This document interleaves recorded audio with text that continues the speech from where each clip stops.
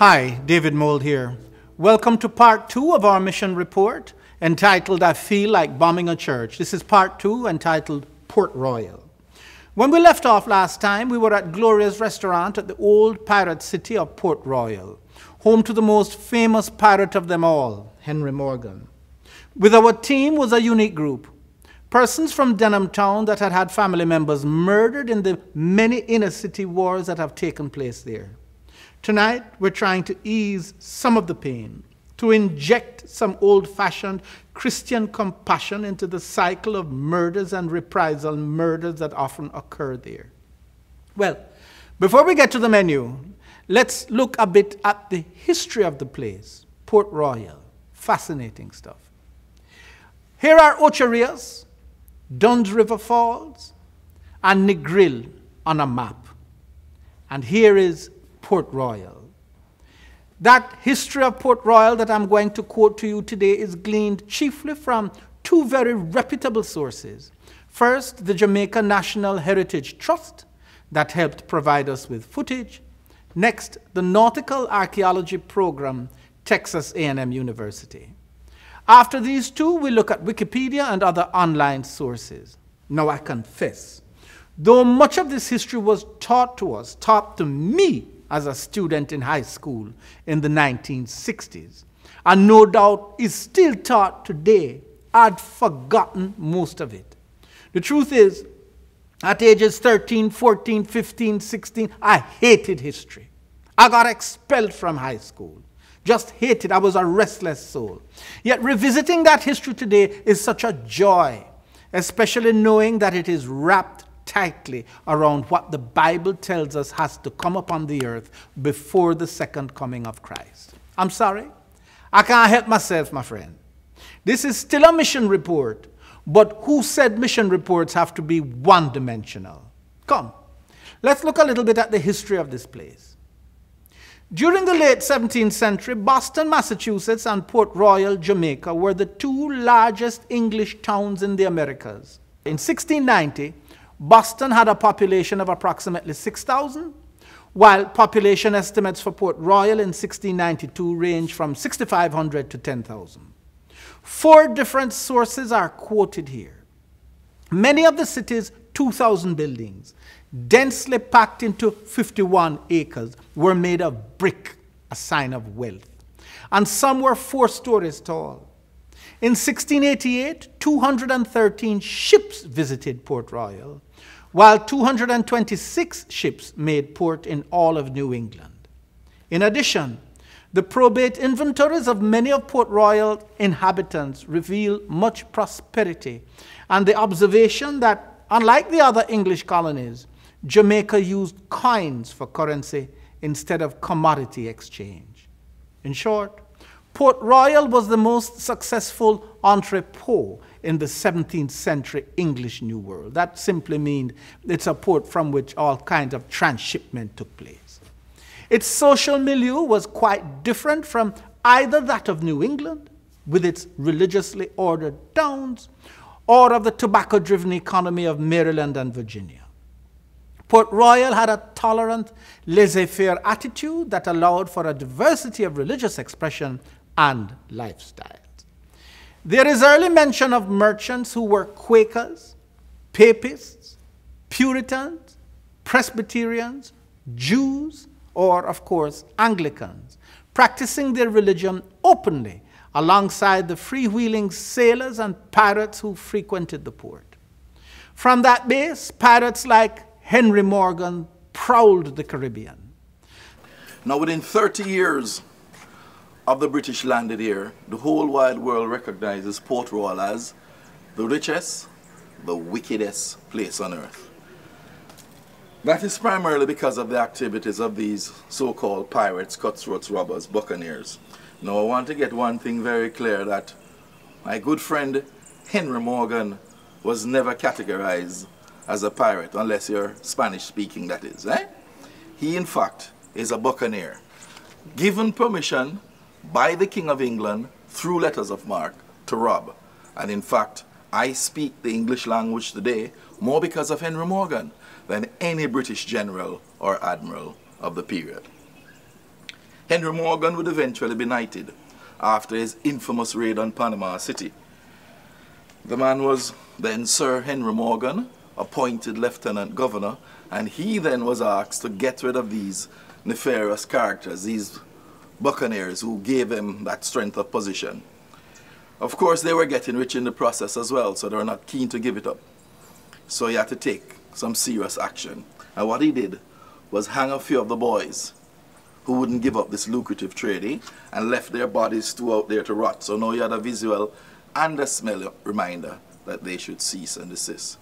But there was no doubt that Henry Morgan was a character here. He dominated, he plundered British ships, he brought that wealth to safe haven Port Royal, but he also plundered ships out at sea.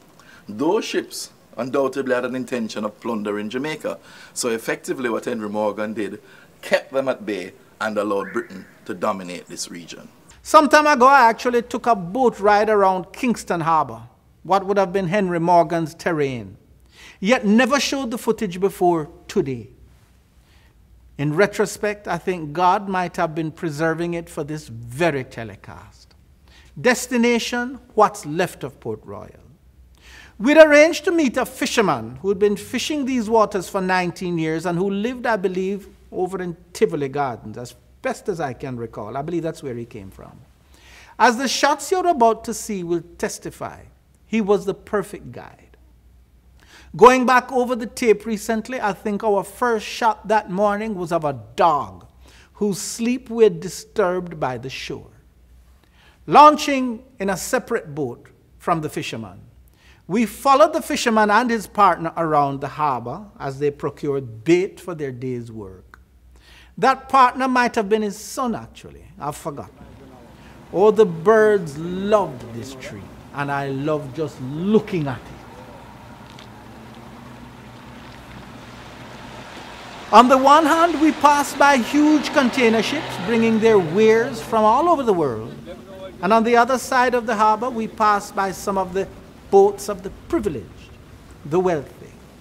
I can remember we also navigated the mangroves that grow in the saline waters of some parts of the harbor. I'd never seen Kingston or Port Royal from this perspective before. Looking at them both from inside the harbor was such fun. To some extent, I was seeing what Henry Morgan and the pirates would have seen.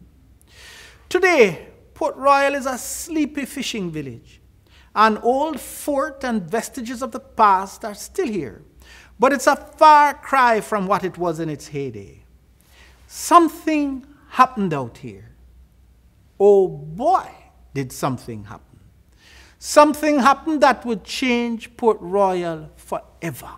By the 1660s, the city had gained a reputation as the Sodom of the New World, where most residents were pirates, cutthroats, or prostitutes. When Charles Leslie wrote his history of Jamaica, he included a description of the pirates of Port Royal. Quote, "Wine and women drained their wealth to such a degree that some of them became reduced to beggary. They used to buy a pipe of wine, place it in the street, and oblige everyone that passed by to drink." The taverns of Port Royal were known for their excessive consumption of alcohol, such that records even exist of the wild animals of the area partaking in the debauchery. I don't know what wild animals we have in Jamaica, but that's what the records said. During a passing visit, a famous Dutch explorer of the time, Jan van Riebeck, is said to have described the scenes. Here's another quote. The parrots of Port Royal gathered to drink from the large stocks of ale with just as much alacrity as the drunks that frequent the taverns that serve it. End quote. Parrots, I can understand. But wild animals? I mean, I grew up in Jamaica. I don't know of any wild animal. I still don't know what they meant. Well, what happened out here at Port Royal? What happened out here that would change the face of Port Royal forever? I'll let 17th century New England Puritan minister Cotton Mather tell you. Here's what he said, quote, "It was noted concerning the famous town of Port Royal in Jamaica, which you know the other day was swallowed up in a stupendous earthquake." That's June 7th, 1692, by the way. That just before the earthquake, the people were violently and scandalously set upon going to fortune tellers upon all occasions. Much notice was taken of this impiety generally prevailing among the people. But none of those wretched fortune tellers could foresee or forestall the direful catastrophe. His words could be summed up in perhaps his most famous statement of all, quote, "There never happens an earthquake, but God speaks to men on earth," end quote. Cotton Mather. On the 7th of June, at approximately 11:42 a.m., we had a massive earthquake. That earthquake liquefied the really loose soil here in Port Royal, harbour side. 2/3 of that bottom area of the city sunk. 2,000 people dead. More would also die, because who was in Port Royal at the time? Mostly cutthroats and robbers, eh? They were not intent on offering any assistance. So they were more likely to rob you to death. They were not burying the dead. So in the chaos, the vandalism, diseases, another 3,000 persons would die. So 5,000 of the 6,000 to 8,000 people living in Port Royal died. That's what happened out here. If Mather is to be believed, God spoke. For most of Port Royal was swallowed up in a stupendous earthquake. Mark what I said, swallowed. Swallowed the way you'd swallow a burger.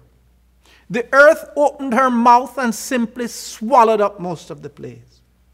What is left above the ground hardly tells the tale. What tells the story is what is underneath the sea, for that's where most of Port Royal is today. Come, let me give you a glimpse. The Sodom of the New World is what Port Royal was called. As some of you know, because of its reputation for sodomy, on a couple of our videos I've speculated about earthquake-prone San Francisco being swallowed up in much the same way that Port Royal was swallowed. On a much smaller scale, it happened before too.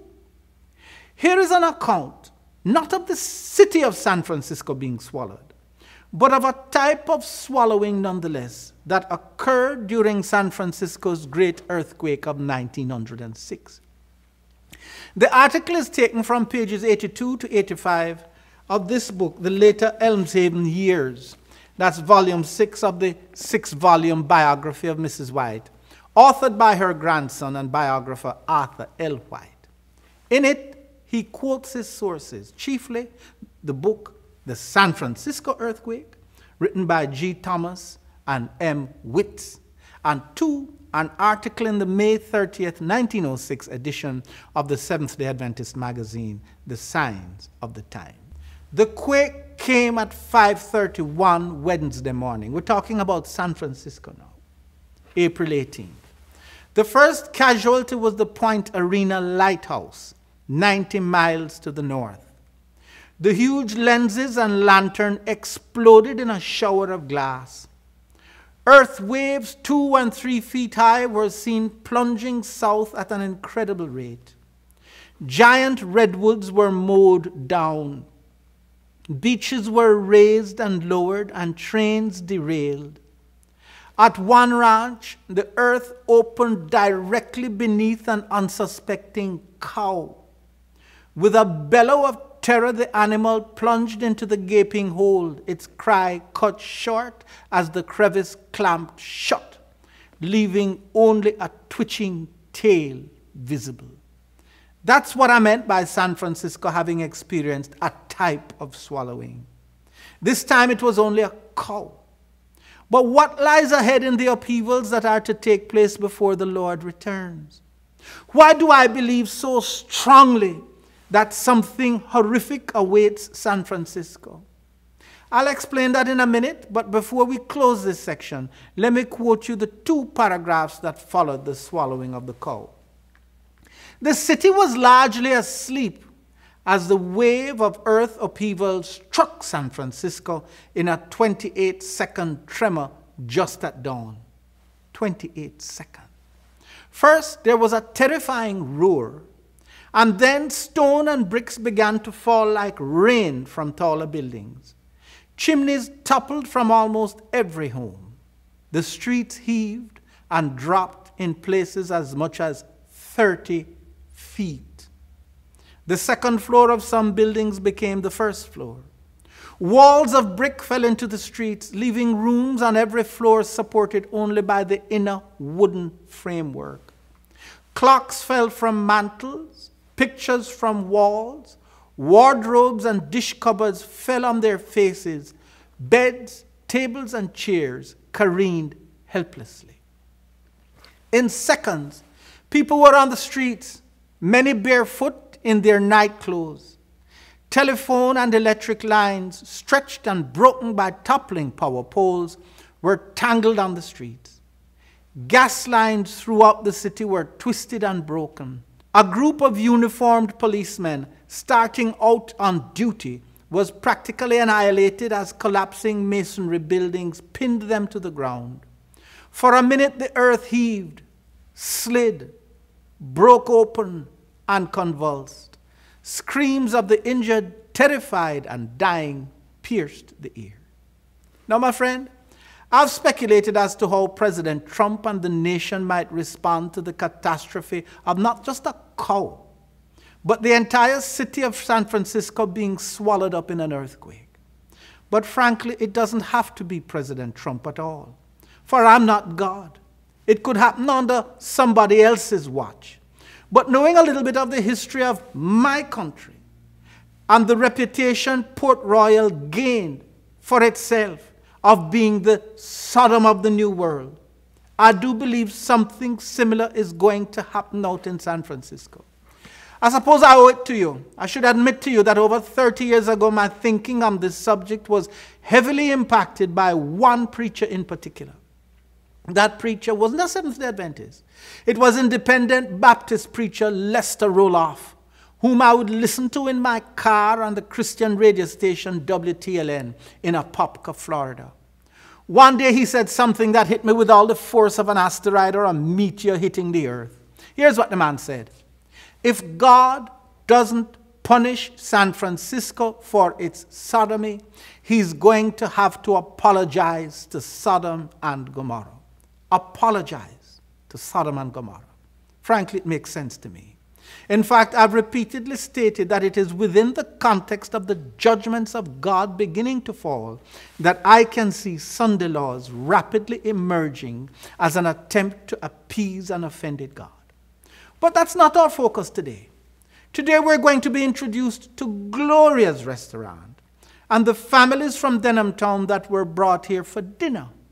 I love Gloria's. Every time I come here, though, slumbering in the back of my mind is what happened in this city in 1692. I can still remember old-timers telling me that in the 1950s, I was born in 1950, in the 1950s, the waters of Port Royal used to be so clear that you could see the top of a church steeple still erect, still standing, but down, buried underwater. You can't see it today because of the filth and plastic bottles that have been washed down from the adjacent hills and streets of Kingston into the harbor. But as I said, the part of Port Royal that disappeared after that earthquake is still here, only buried underwater. Well, that's enough reminiscing on the history of the place. Tonight we're here to help ease some of the pain and frustration in the lives of families that have had loved ones murdered in nearby West Kingston. With the exception of one of our guests, I won't tell you who is who. I won't tell you, for example, who lost what family member. But take a good look at their faces. I was there. I told the cameraman to stand at the top of the stairs and film them as they came up. Smiling now, for the most part, some are just being brave for the camera, brave for the occasion. Let me give you an idea of what I'm talking about. 6 of these are from one family that experienced the breadwinner having been murdered. 4 were from another family where a beloved brother and uncle were slain. When I asked one about her experiences growing up in Denham Town, she said 4 of her brothers had been slain over a period of 4 years. Each year she buried one, with the last one having been killed 8 years ago. Sadly, that's all that so many of Denham Town's inhabitants seem to know. I'm talking about murder. They either know people who have been murdered or have experienced it up close with their own family members having been murdered. It's so sad. Yet experiences like these at Gloria's afford those of us on the mission field the opportunity of living Christian lives, real, personal, and up close, so to speak, with people who may still be hurting, regardless of how long ago that murder occurred. What we're doing tonight is creating memories, precious memories. Memories that may not only last a lifetime, but memories that may help shape the character of those we take out to dinner, as well as our own for eternity. Among the group tonight are members of our mission team, young men and women whom you are going to see in action later. Men and women who share a real passion for souls. They're with us as we eat, with us as we go downstairs to drink some refreshing coconut water. Personally, I love coconut. Beloved, that's my cup of tea. I'm not talking about the coconut, which I do love, as I said. I'm talking about being of service to hurting humanity.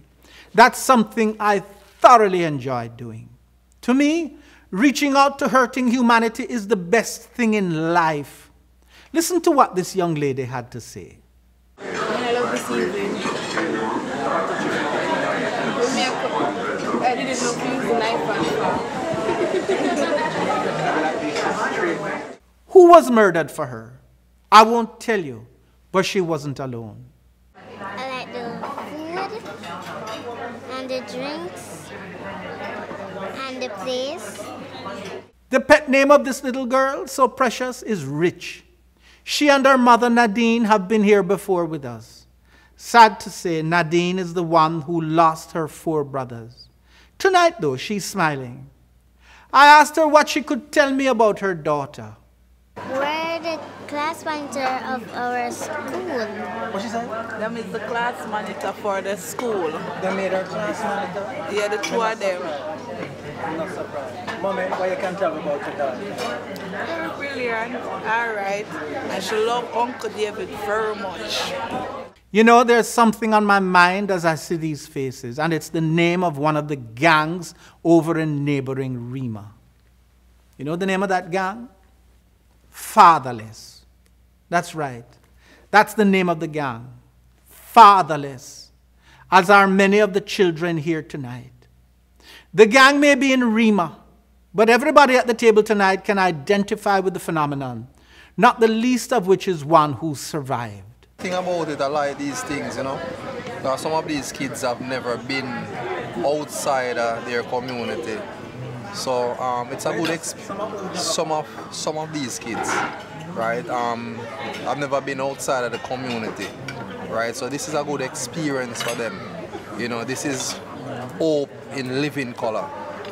Yeah, and I just want to say on behalf of them, thanks.